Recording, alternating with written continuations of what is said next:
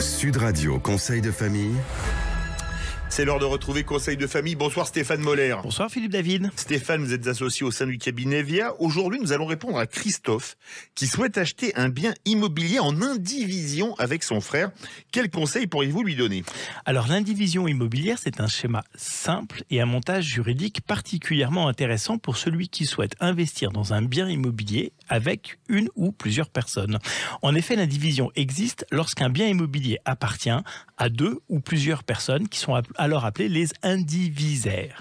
Donc dans ce schéma, chacun détient une quote-part du bien immobilier, mais qui peut bénéficier d'une indivision ? Alors l'atout de l'indivision est que toutes les conditions sont faisables. L'indivision peut être choisie par des concubins, des partenaires de Pacs ou des personnes mariées ou par toute autre personne souhaitant investir avec d'autres. Il n'existe pas de restriction.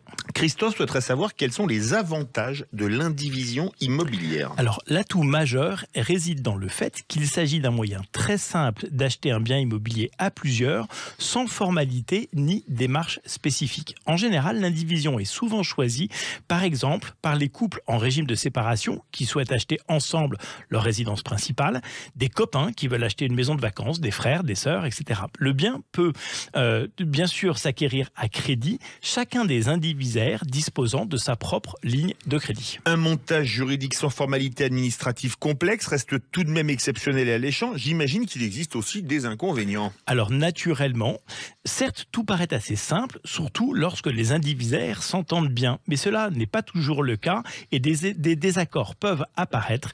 Ils sont liés à la gestion du bien ou aux dépenses, comme par exemple celle des travaux à réaliser.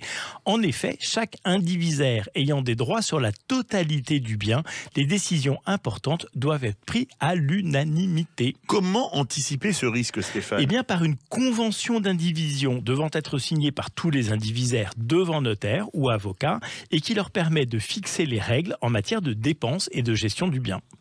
Et l'autre inconvénient, Stéphane ? Alors, chaque indivisaire est solidairement engagé financièrement dans l'acquisition du bien par et pour les autres, ce qui signifie qu'ils sont tous solidaires du paiement des impôts, de la taxe foncière typiquement, des taxes et des charges. C'est à eux ensuite de répartir la charge de ces frais selon la quote-part qu'ils ont décidé d'appliquer, souvent au prorata des parts de détention. Oui, surtout si le bien n'est pas partagé de manière équitable, alors est-il possible de sortir de l'indivision ? Oui, en cas de mauvaise entente, un membre peut vendre sa quote-part, sachant que les autres indivisaires ont un droit de préemption sur cette part. Attention aussi aux conséquences d'une succession sur une indivision, mais de cela nous parlerons ultérieurement. Oui, et aussi d'une SCI qui est un autre moyen d'investir à plusieurs.